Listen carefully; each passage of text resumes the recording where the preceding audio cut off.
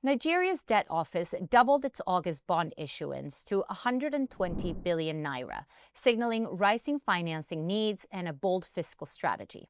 But with rates at 27.5% and liquidity stretched, how will investors respond? And will these pressures last through the end of the year? I'm Johanna Bota, and with us today to break it all down is Afamefuna Umeh, StoneX's head of fixed income, Sub-Saharan Africa.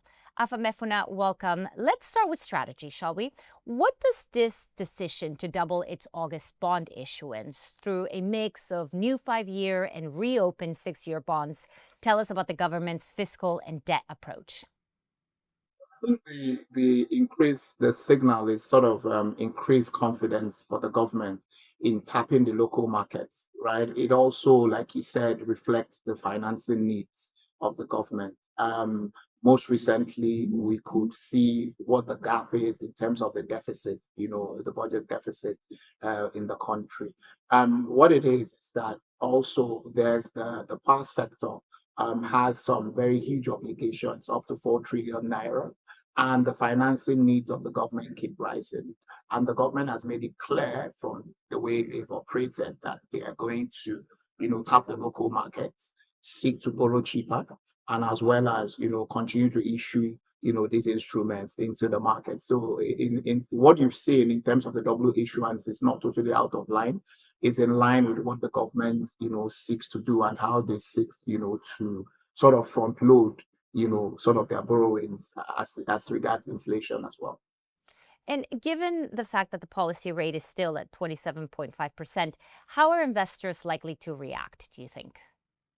So, I mean, investors would demand some risk premium, given the wide gap between, inflation and yields, and that you can see it in what the government and the central bank does in terms of OMO auctions, right? So investors would always demand this risk premium in terms of the rates, in terms of the yields, and when they come in. So you could see where the OMO auction closes at above 24, 25% levels.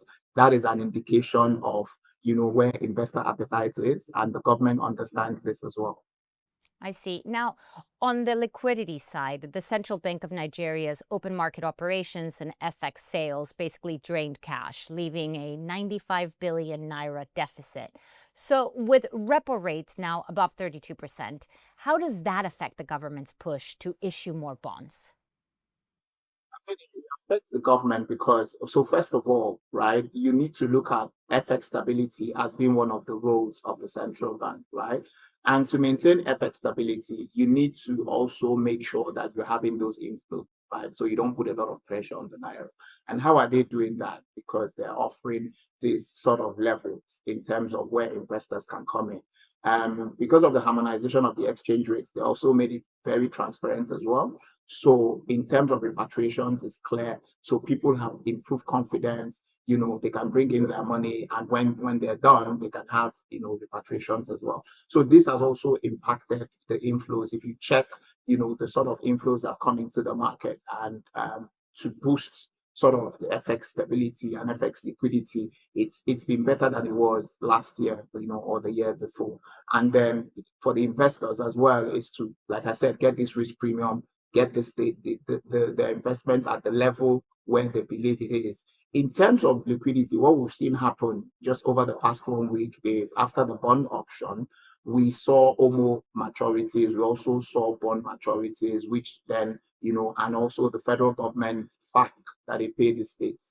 These inflows hit the system and sort of boosted liquidity, which means that on the last auction they had, um, the signal from the government was that they were not ready to borrow at certain levels. So the auction closed just a bit below 18%, which means that 18% is a trigger where government feels comfortable that they borrow below and they don't want to borrow at all. So what happened is that for the first time, just unlike what they did in the double auctions, they undersold this time. So they sold lower bonds, so they borrowed lower.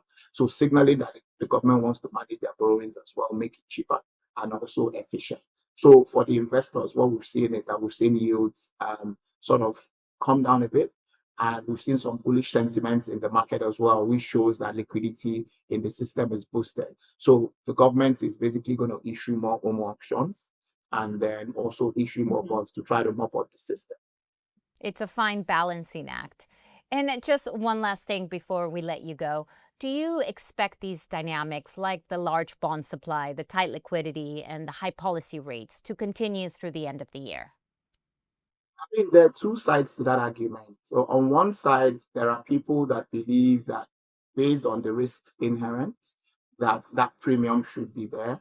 And there's the another side that believes that looking at the Fed and with what the Fed has done in terms of forward guidance, the central banks across the world, especially in Africa, are also looking, to sort of respond to that. And I mean, we've seen inflation ease, for the two last numbers that we've seen, inflation at eased a bit, right? And then it's just looking at what the Monetary Policy Committee will do. A side of the market believes that it is time to cut rates, while the other side believes that as government still has high financial needs and they need to, continue to issue more bonds, they believe that they would sort of keep rates on hold and then, sort of watch what the Fed does. Because if the Fed cuts rates, that means that you're going to see a high inflow, of that risk premium, sort of foreign portfolio investors coming into the system. And coming into the system means better FX stability, better FX liquidity, and the government also issuing more bonds, OMO bills to be able to support, these investors coming into the market. So it's sort of the two sides of the argument. I don't know which side would win. I would believe that from historically or looking at how this present central bank government has operated, I think they would go for sort of stabilizing and keeping the rates the way they are, and allow markets to react as well. Afamefuna, thank you so much for taking the time to talk to us.